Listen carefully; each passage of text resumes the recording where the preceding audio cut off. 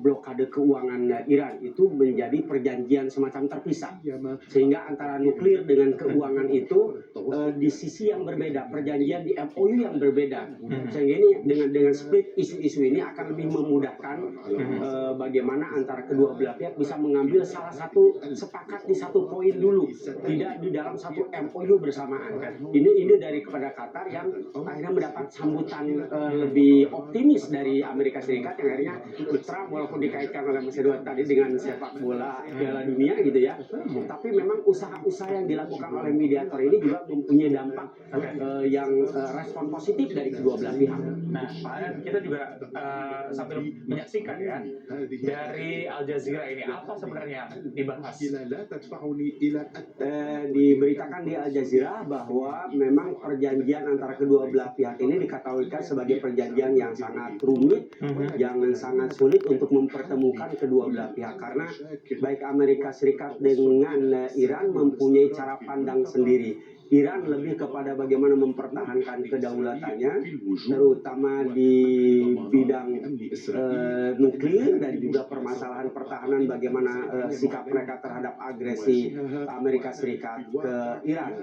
Sementara Amerika Serikat dengan dalih keamanan regional, dengan dalih keamanan eksistensi Israel, maka sangat ekstrim untuk mencabut semua kekuasaan dan kemampuan Iran dalam pengayaan uranium. Bahkan poin yang paling mengkhawatirkan adalah ketika Trump menekan agar uranium itu diserahkan seluruhnya kepada Amerika Serikat.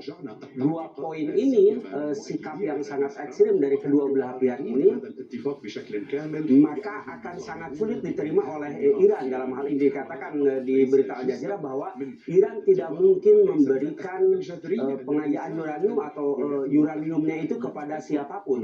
Bahkan sempat ada isu dikatakan bahwa Iran itu akan memberikannya kepada Rusia. Tetapi hal ini juga akan sangat sulit diterima oleh Amerika Serikat kalau uranium itu justru malah memperkaya pihak yang diindikasikan sangat berlawanan dengan Amerika Serikat. Artinya semua usaha dari Amerika Serikat yang selama ini berperang dengan Iran, justru yang akan untung dalam hal ini adalah Rusia. Itu berita terbaru dari Al Jazeera TV, Mas Reza. Oke, baik.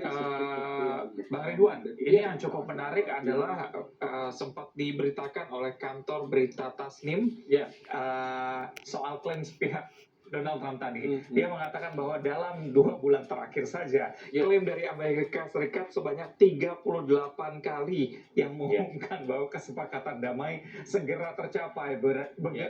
Berarti tidak akan ada kesepakatan sampai dengan akhir pekan ini sesuai dengan klaim sepihak tadi. Ya, kantor berita Iran itu kan menarik ya. Dia bicara soal statistik, bahkan ada yang bikin grafiknya. Jadi grafik Trump bicara apa, terus Trump bicara apa, begitu. Jadi lucu banget. Kalau dibikin kompilasi video itu menarik sekali karena Presiden Amerika ngomong Senin beda, ngomong Selasa beda gitu. Menarik. Kadang pagi sore juga beda. Iya, dan mungkin baru kali ini ya kita mendapati satu presiden negara besar sebesar Amerika yang karakternya seperti itu. Joe Biden misalnya, dia sudah, mohon maaf, secara usia sudah cukup sepuh, tapi setidaknya tidak tanda petik separah Trump lah, tidak sebingung Trump seperti yang Mas Reza bilang. Nah, klaim-klaim sepihak ini yang justru makin membuat Iran percaya diri menghadapi Amerika, karena mereka tahu bahwa negara ini sedang dipimpin oleh sebuah presiden, seorang presiden yang secara emosi tidak stabil dan cukup lemah dalam konteks mengambil kebijakan. Atau jangan-jangan perang ini memang dijaga agar tidak melewati batas tertentu? Sebenarnya tidak juga dalam konteks dijaga ya, Nana ya. Tapi karakteristik Iran ini kan tadi disampaikan Ustadz Adnan, mereka ini fungsinya adalah mempertahankan teritori kedaulatan, termasuk juga menjalankan fatwa dari Rahbar, pimpinan tertinggi Iran.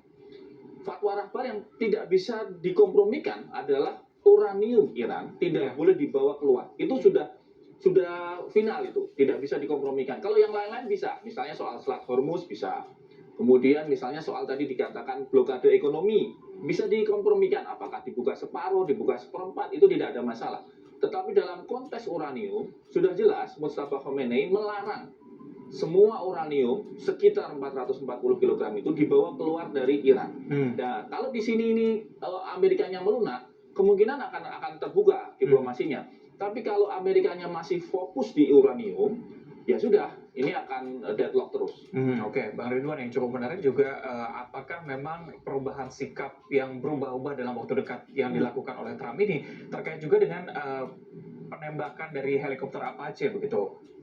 Ada hubungannya ke sana? Ya, penembakan Apache itu kan salah satu pemicu saja. Hmm. Yang tadi saya sampaikan, setelah Apache itu ditembak oleh IRGC, lalu USS Murphy meluncurkan 49 balasan. Ya. Tetapi 49 balasan itu pun juga tidak berhasil menghancurkan armada-armada IRGC di Selat Hormuz.